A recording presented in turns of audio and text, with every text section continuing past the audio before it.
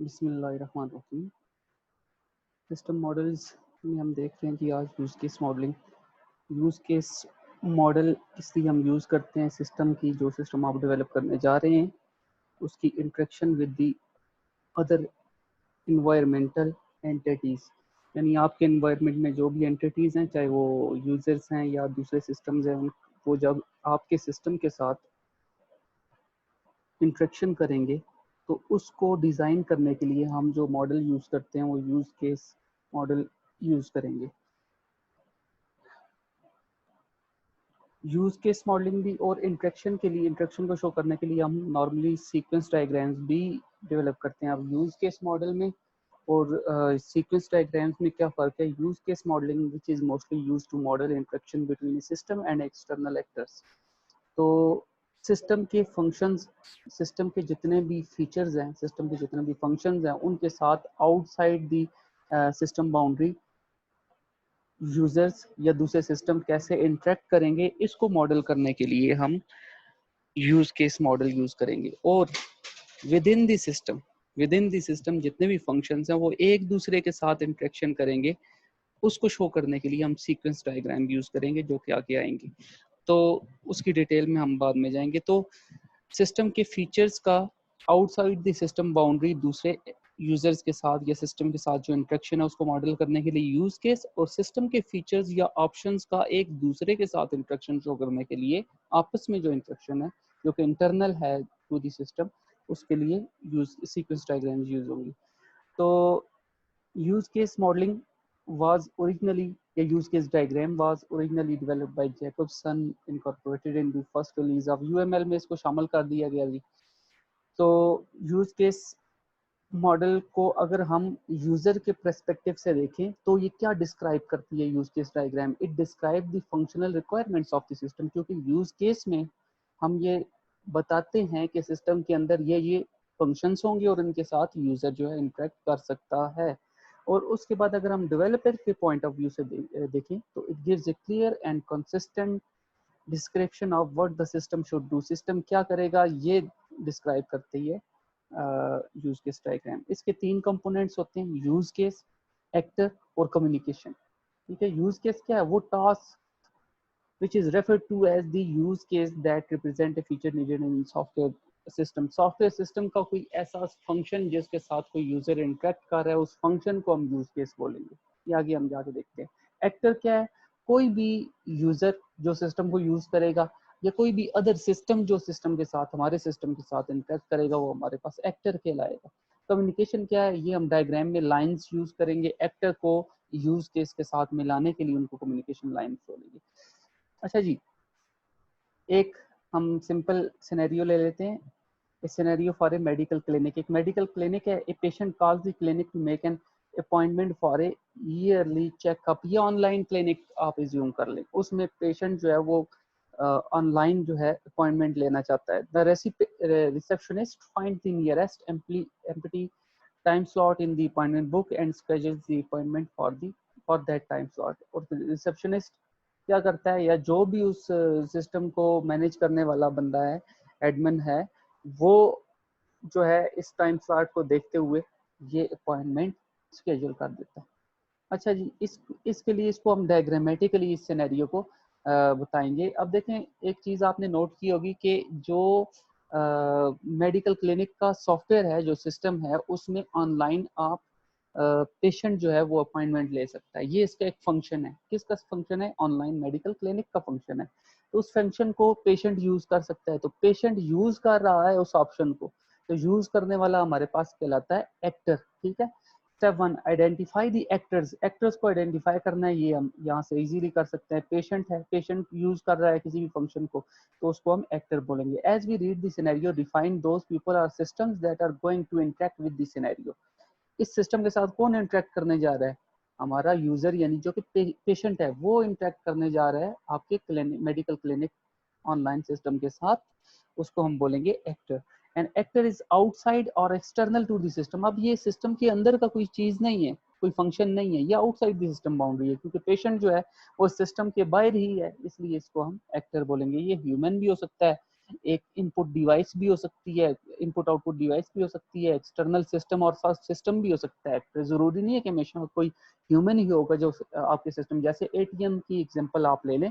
ATM जो है वो आप जैसे ही एटीएम कार्ड इंसर्ट करके अपना पिन देते हैं तो उसकी वेरिफिकेशन वो मुतलका बैंक से करता है। एटीएम मशीन वो सेंड करती है इंफॉर्मेशन जो बैंक आपका होता है उसके सेंट्रल कंप्यूटर की तरफ, और वो कंप्यूटर इसको कमांड देता है yes it is verified, this is our customer, और तब वो आगे आपके सामने स्क्रीन शो होती है जो भी आगे आप कैश विड्रॉल करें। तो एटीएम एक सिस्टम है जो कि आउटसाइड द सिस्टम बाउंड्री किसी दूसरे सिस्टम के साथ इंटरेक्ट कर रहा है। ठीक है, दूसरे सिस्टम ने आपके एटीएम के साथ इंटरेक्ट किया, यूजर भी इंटरेक्ट कर सकता है, दूसरा सिस्टम भी इंटरेक्ट कर सकता है। तो एक्टर कोई भी आपके सिस्टम को यूज करने वाला एक्टर जो है वो ह्यूमन भी हो सकता है, पेरिफेरल डिवाइस भी हो सकती है, और एक्सटर्नल सिस्टम और सब सिस्टम भी हो सकता है। इन शॉर्ट, आपके जो सिस्टम है उसके फंक्शन को, जैसे कि हमारा सिस्टम था ये मेडिकल क्लिनिक ऑनलाइन है सिस्टम, हमारे पास एप्लीकेशन है, इसके फंक्शन को कोई भी फंक्शन जैसे कि आपने देखा इसमें एक फंक्शन था ऑनलाइन मेक एन अपॉइंटमेंट का फंक्शन था। ठीक है जी, इस फंक्शन को आपके सिस्टम के किसी भी फंक्शन को जो भी चीज यूज करेगी वो एक्टर कहलाएगी।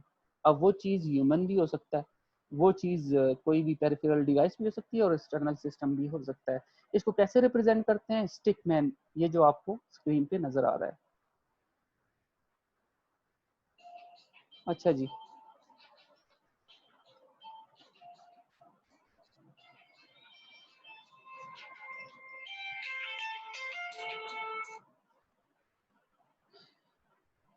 उसके बाद आगे चलते हैं।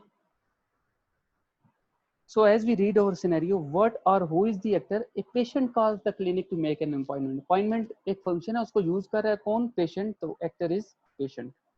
तो so what is the use case? Use case क्या है? Function कौन सा use हो रहा है वो देखें, बस वो use case होगा। Make an appointment, appointment ली जा रही है, appointment, make an appointment is a use case. तो हमें use case का भी पता चल गया, और use case क्या होता है?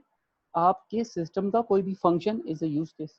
जैसे एटीएम मशीन की अगर हम बात करें, एटीएम का के सॉफ्टवेयर सिस्टम की अगर हम बात करें, तो उसके सॉफ्टवेयर में डिफरेंट फंक्शंस हैं जो कि परफॉर्म किए जा सकते हैं। जैसे एटीएम को यूज करके आप कैश विड्रॉ करवा सकते हैं, तो cash withdraw is a use case. आप बैलेंस इंक्वायरी कर सकते हैं, तो balance enquiry is a use case. आप जो है फंड ट्रांसफर कर सकते हैं, fund transfer is a use case.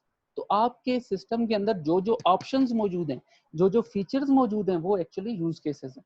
तो आपका ये जो सिस्टम था ऑनलाइन मेडिकल क्लिनिक, इसमें अपॉइंटमेंट लेने का एक ऑप्शन मौजूद था, फीचर मौजूद था, तो यही हमारे पास फीचर है, सॉरी यूज केस है। ठीक है जी, यूज केस भी पता चल गया। तो अब हम बनाएंगे use case diagram. Use case diagram कैसे बनेगी? आपने एक्टर बनाना है, उसके साथ उसका नाम लिखना है, पेशेंट इज एक्टर।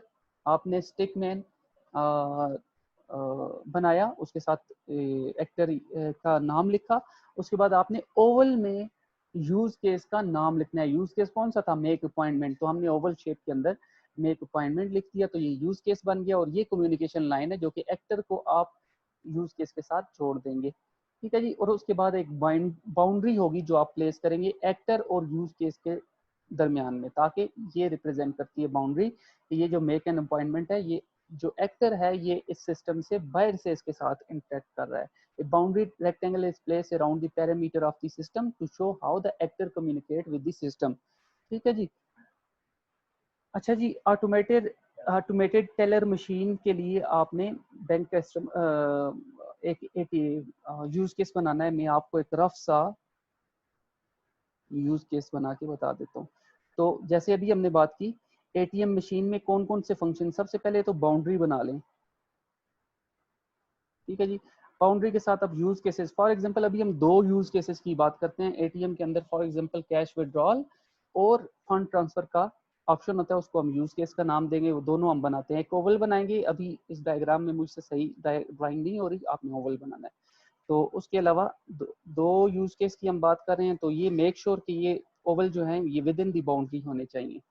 तो एक है, उसके नाम लिख लें। कैश विड्रॉल में पूरा नहीं लिख सकता क्योंकि यहाँ पे थोड़ा प्रॉब्लम है। कैश विड्रॉल एक यूज केस है, और दूसरा यूज केस है जी हमारे पास फंड ट्रांसफर, तो उसका पूरा नाम इन ओवल के अंदर आप लिख लें, फंड्स और ट्रांसफर पूरा लिखेंगे, मैं FT लिख रहा हूँ, शॉर्ट लिख रहा हूँ।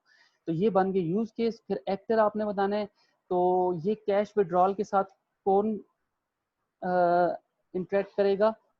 एक्टर इंटरेक्ट करेगा। एक्टर कौन होगा? एक्टर होगा कस्टमर, बैंक कस्टमर। तो आप इधर लिख सकते हैं इसके साथ कस्टमर। ठीक है जी, ये आप पूरा लिख लीजिएगा, मुझे यहाँ पे थोड़ी प्रॉब्लम है इसलिए पूरा। फिर उसके बाद कम्युनिकेशन लाइन जब लगाएंगे, ये कम्युनिकेशन लाइन लगाई और ये कम्युनिकेशन लाइन लगाई, तो ये आपके पास यूज केस डायग्राम पूरी हो गई। ये यूज केस डायग्राम में आप देख सकते हैं एक्टर कौन है, कस्टमर है, वो बैंक के ATM, ऊपर आपने ATM सिस्टम लिख देना है, ATM, वो जो सिस्टम है सॉफ्टवेयर, उसका पूरा नाम यहाँ पे, और उसके यूज केसेस इसके अंदर आ जाएंगे। ठीक है जी। अब ये बता रही है यूज केस ATM की कि कस्टमर जो है वो कैश विड्रॉल भी करवा सकता है और फंड ट्रांसफर भी करवा सकता है। This is a use case, it is very simple diagram. अब आगे चलते हैं यूज केस की डिस्क्रिप्शन में। यूज केस एलोब्रेशन, आपने यूज केसेस को एलोब्रेट भी करना है। जैसे हमने डायग्राम तो बना ली, लेकिन नीचे आपने साथ में डिस्क्रिप्शन भी देनी है, एलोब्रेट करना है कि ये डायग्राम क्या बता रही है। तो यूज केस की डिस्क्रिप्शन में या एलोब्रेशन में क्या चीजें होती हैं? यूज केस का नाम होगा, एक्टर्स के नाम होंगे, समरी होगी, प्री कंडीशन होगी, पोस्ट कंडीशन होगी, और नॉर्मल केस इवेंट्स होंगे और एक्सेप्शंस होंगी, जो कि हम एग्जांपल से देखते हैं। ठीक है जी। कैश विड्रॉल जब हम करवाते हैं तो यूज केस का नाम क्या होगा? Cash withdrawal. ठीक हो गया। उसके बाद एक्टर कौन होगा? कस्टमर भी हो सकता है, और ATM मशीन खुद भी इसमें एज ए एक्टर है, क्योंकि वो उसका ATM का वो जो कैश विड्रॉल वाला सिस्टम होता है वो, और अकाउंटिंग सिस्टम, क्योंकि जैसे ही कैश विड्रॉल होगी तो ये अकाउंटिंग सिस्टम एक बैंक का होता है, जो कि यूजर, फॉर एग्जांपल मैं जाता हूँ, जाके अपने ATM कार्ड लगाता हूँ और कैश विड्रॉ करवाता हूँ। मेरे अकाउंट में फॉर एग्जांपल 50,000 थे, मैंने 25,000 जो है वो विड्रॉ करवा लिए, तो मेरा अकाउंटिंग सिस्टम के साथ इंटरेक्शन किया जाएगा, और वहां पे बैंक की जो रिपोजिटरी है, जो डेटाबेस है, उसमें भी चेंजिंग की जाएंगी। वहां पे अब 50,000 की बजाय मेरा अकाउंट बैलेंस 25,000 हो जाएगा। इसलिए बैंक के अकाउंटिंग सिस्टम के साथ भी ये ATM इंटरेक्शन होगा, तो वो भी एक्टर है इस यूज केस के दौरान। अच्छा जी, अगर हम बात करें ATM लॉगिन की, तो लॉगिन के दौरान भी बैंक का डेटाबेस हमारे पास एक्टर होगा, यूजर एक्टर होगा। ठीक है, यूजर जैसे ही बैंक अपना बैंक ATM इंसर्ट करेगा तो पिन मांगा जाएगा, और पिन जब देगा तो पिन को वेरीफाई बैंक के सिक्योरिटी, बैंक के डेटाबेस से करवाया जाएगा। तो बैंक का डेटाबेस और यूजर, इस उस सूरत में दोनों जो है एक्टर्स होंगे। अच्छा जी, इनपुट क्या है? कस्टमर कार्ड जो है वो इनपुट होगी, पिन देगा, और उसके बाद बैंक अकाउंट डिटेल देगा, तो उसके बाद कैश विड्रॉ हो जाएगी। ठीक है जी, ये इनपुट। आउटपुट क्या होगी? कस्टमर कार्ड आएगा, रिसेप्ट आएगी आउटपुट के तौर पे, और बैंक अकाउंट डिटेल्स आएंगी।